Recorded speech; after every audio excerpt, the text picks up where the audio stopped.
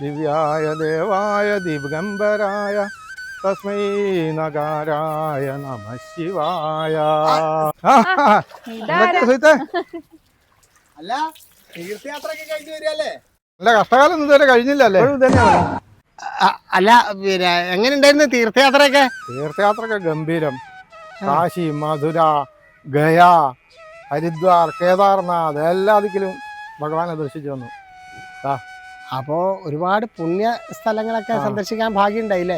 പിന്നെ മന്ദാകിനി സലില ചന്ദന ചർച്ചിതായ നന്ദീശ്വര പ്രമഥനാഥ മഹേശ്വരായ മന്ദാര പുഷ്പ ബഹുപുഷ്പ സുപൂജിതായ തസ്മൈ മകരായ നമഃ ശിവായ. ഓ ഭാഗ്യം, ധന്യമായി, എൻ്റെ ജീവിതം ധന്യമായി. കാശിയിൽ തൊഴാൻ പോയി നിന്നപ്പോഴേ ഞങ്ങളുടെ കൂടെ ഒരു മദ്ദള നമ്പീശൻ ഉണ്ടായിരുന്നു. ഈ പഹേന് ഇതിലൊന്നും വലിയ ഇതൊന്നുമില്ല, അങ്ങനെ പോകുന്നതാ ഏജന്റായിട്ട്.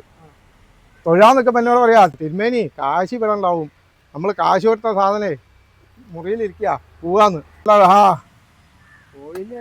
ഒക്കെ പോയി.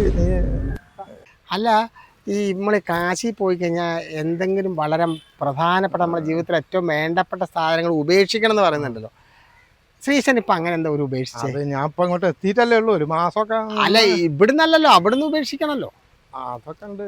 എനിക്ക് തോന്നുന്നു മുറുക്കാനയക്കുന്നോ അല്ലെങ്കിൽ ചായ, കാപ്പി, എന്തെങ്കിലും പായസം വലിയ ഇഷ്ടമാണല്ലോ. ധർമ്മസങ്കടത്തിലാക്കരുത്. എന്താ ഉപേക്ഷിച്ചത് പറഞ്ഞു. ഞാനേ അവസാനം തീരുമാനം എടുത്തു. ഇവിടുത്തെ ഒരു കൂട്ടം കളികളൊക്കെ ഈ തീർത്ഥയാത്രേൻ്റെ പോക്കും വരവൊക്കെ ഉള്ളപ്പോൾ ഒരു തീരുമാനം എടുത്തു. ഇനി മേലാൽ തീർത്ഥയാത്രയ്ക്കില്ല. തീർത്ഥയാത്ര അങ്ങോട്ട് ഉപേക്ഷിച്ചു. തീർത്ഥയാത്രയായിപ്പോ.